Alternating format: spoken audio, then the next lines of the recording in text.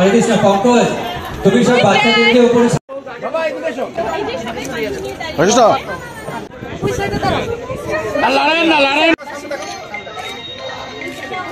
এদিকে তাকাও বাবা, এই যে সামনে দিকে তাকাও বাবা, এদিকে দাঁড়াও।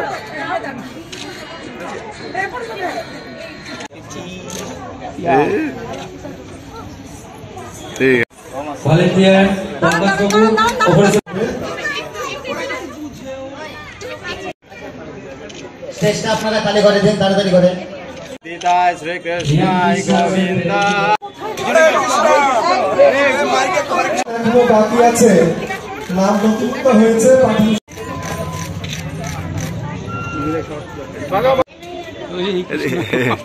आप इधर आ जाओ, थोड़ा पीछे आ जाओ, पीछे आ जाओ। আজকে দিনটা কিভাবে পালন করবেন? আজকে ভগবান শ্রীকৃষ্ণের 5250তম আবির্ভাব তিথি মহোৎসব। এই 5250তম আবির্ভাব তিথি মহোৎসব উপলক্ষে সারা বিশ্বে প্রায় 140টির অধিক দেশে ইসকন ভগবান শ্রীকৃষ্ণের আবির্ভাব তিথিকে মহা সাড়ম্বরে পালন করছে। কিন্তু ত্রিপুরাতে যেহেতু এই মুহূর্তে বন্যা কবলিত এবং চারিদিকে জল এখনো নামছে না, তাই আমরা ত্রিপুরাতে এখনো আরম্ভ করতে পারিনি। আমাদের অনেকটা বন্যাতে কি করে রিলিফ করা যায় সেই জন্য চিন্তা করছি, এবং ভিন্ন ভিন্ন জায়গায় আমাদের রিলিফ কার্য এখনো চলছে। তবুও আনুষ্ঠানিকভাবে যে অনুষ্ঠান হয়, আমাদের প্রায় 1,500 ছাত্রছাত্রীরা এসছে, যারা ভিন্ন ভিন্ন ভাবে আমাদের এই যেরকম বসে আঁকা প্রতিযোগিতা, কুইজ, পেন্টিং, তার ফ্যান্সি ড্রেস, শ্লোক কম্পিটিশন, এভাবে অনেক প্রতিযোগিতা যুক্ত হয়েছে।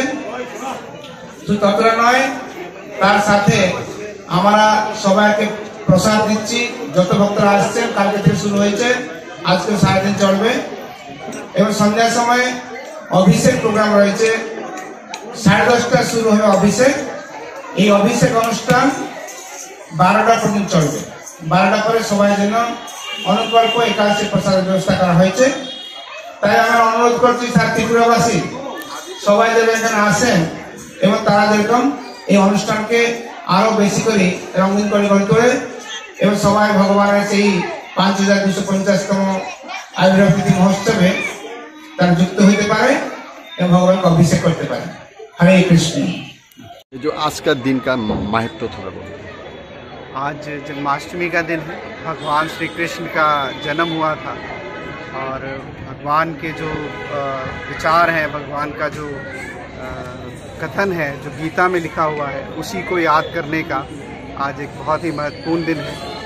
इसमें सबसे महत्वपूर्ण था कि हम सभी को समाज में बहुत सादगी से रहना चाहिए। हर इंसान इस समाज में समाज को देने के लिए जो भी एफर्ट है उसको करना चाहिए। कर्मण्येवाधिकारस्ते मा फलेषु कदाचन। तो कर्म करते रहना चाहिए, कर्म करें और भगवान को उसको अर्पित करना चाहिए ताकि समाज में उसका उत्थान हो, पूरे समाज का फायदा हो और समाज में सौहार्द रहे। इसी मैसेज को, यही भगवान श्री कृष्ण ने जो गीता में मैसेज दिया है, उसी गीता को याद करने का ये बहुत ही महत्वपूर्ण दिन है।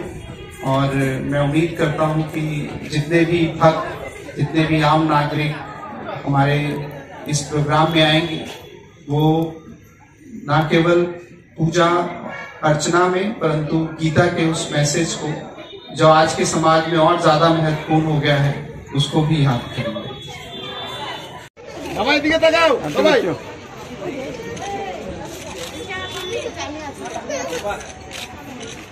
আপনার